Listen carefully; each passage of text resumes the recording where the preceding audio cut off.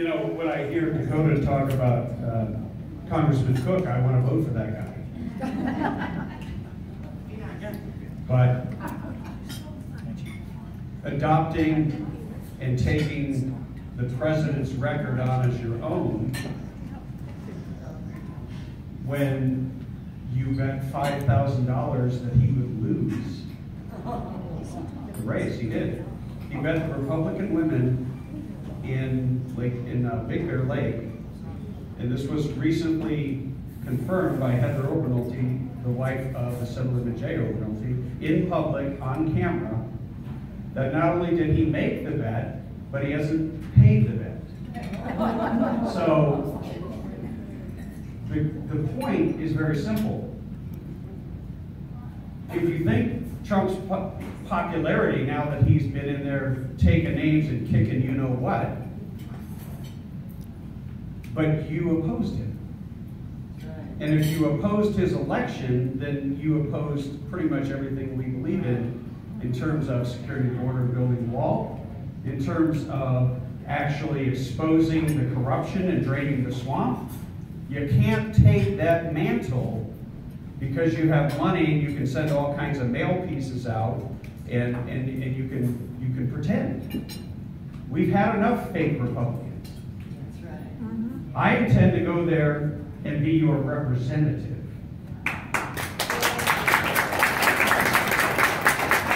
And you guys know who I am. You want to know why you know who I am?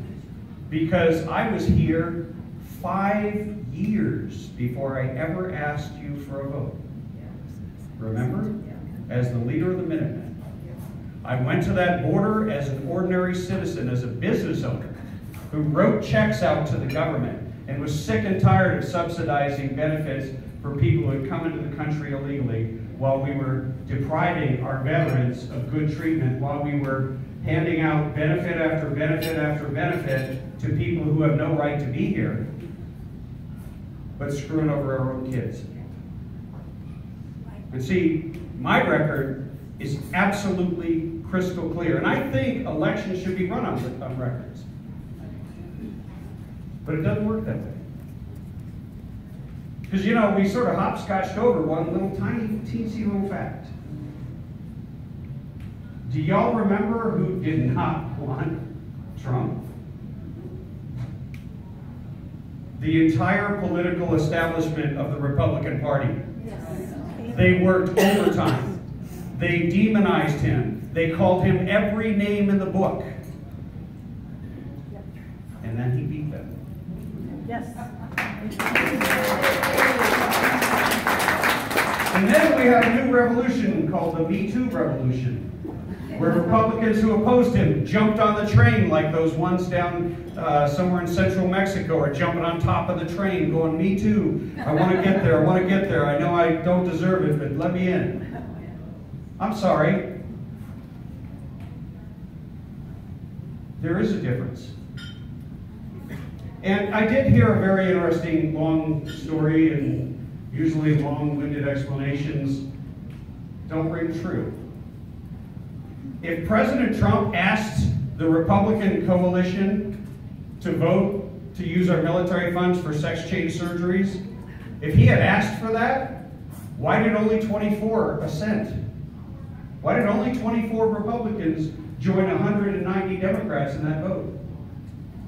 I think that's a very important question, especially if they come from safe Republican districts all over the state like ours. And by the way, it doesn't matter who you support in this race. Today, we will never have a Democrat representing us, period.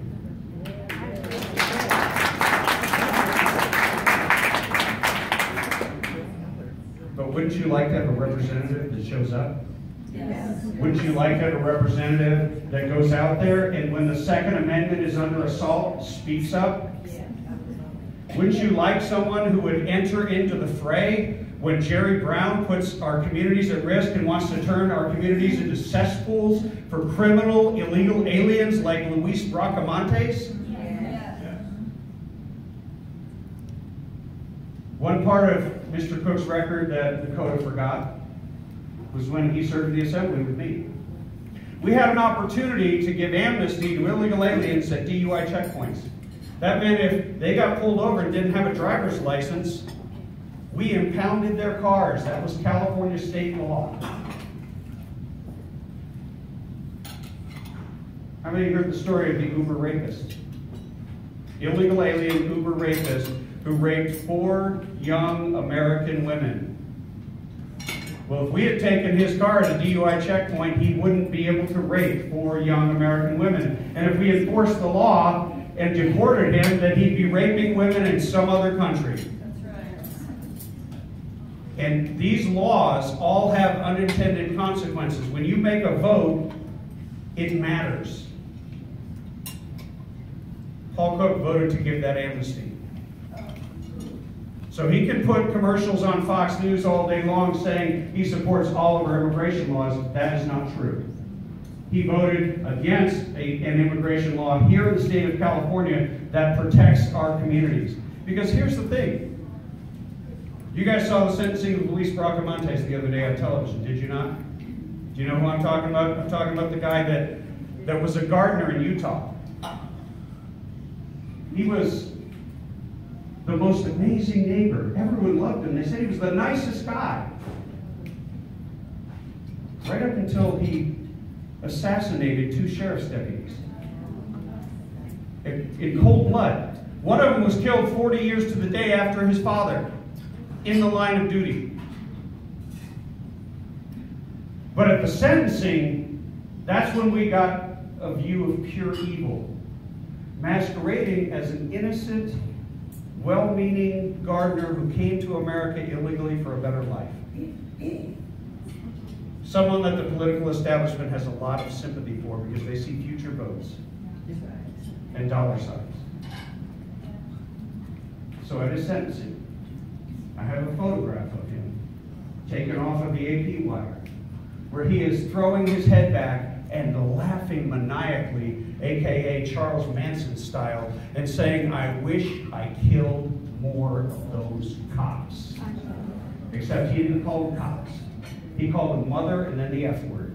Right. That worthless, despicable piece of you-know-what, excrement, has no business living on this planet, let alone being given sanctuary in the state of California. So if you hold an elected seat right now, and if you're in the political establishment, you guys know how it works. First of all, you all hang together. That's why they always endorse each other. I am endorsed by 2 people, because I've only asked for 2 endorsements. I am endorsed by America's Sheriff Joe Arpaio.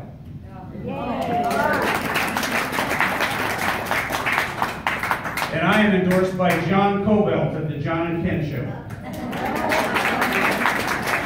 Because even though Mr. Cook, when he was asked to sign a letter condemning the gas tax, did not put his signature on there, I went on the John and Ken Show and signed to repeal the gas tax and a whole bunch of other stuff. And then for 20 minutes we talked about what it means. Because in our community, a lot of people live down the hill.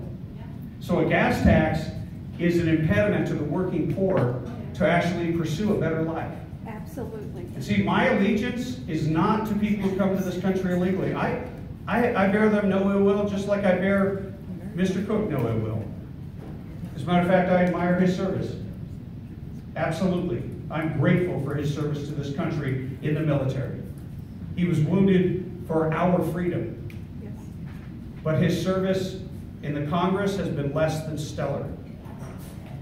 Because there's a sad little fact when you're in the establishment and you get caught voting on something that your consultants told you would help you with a certain demographic, and then you craft a big long story that doesn't make any sense whatsoever. Look, the transgender policy, that's Obama's legacy. We had a chance to kill it. We needed a handful more votes. Mr. Cook voted against us and our interests. So now, and I'm sorry, if we're going to rearrange plumbing in an individual I don't know, let's do it on my son's 50-year-old ship in the Coast Guard. Let's do it on a Marine base somewhere. Let's maybe take better care of our veterans at the VA. Let's treat them better than illegal aliens. Or maybe better body armor for the front lines. So I'm with them on making sure that they have the funds, but I don't believe it when we have the majority that we have to vote the wrong way. That doesn't make any sense. And I will never do that. I will never give my vote to anything other than the principles for which I stand. And I am a hardcore American patriot, and I am a constitutionalist through and through. And I happen to be a Republican. And I hope we can fix our party so that in the state of California we actually have a chance to live without being assaulted constantly by the likes of Jerry Brown and his mob of Democrats. I mean, they're actually pushing a bill right now to turn some parts of the Bible and religious writings into hate speech and ban them. They have gone so far to the extreme that they have decided they don't like dissent anymore. So if you have a news site on the internet, they want you to hire fact checkers who are controlled and licensed by the government so that the government can essentially censor the First Amendment. Oh, and they want to just erase the Second Amendment. How many of you here are gun owners? Awesome. You ladies rock. All right, how many of you here are out training and shooting on a regular basis to make sure that you're prepared? Awesome. Love it. Not enough, though. Maybe you guys should hold the meeting out on a range. Look, I'm gonna end here because you guys know me. I've been here many times. Should you bless me with your vote, should I become fortunate enough to become the congressman, I will represent you, even if you disagree with me.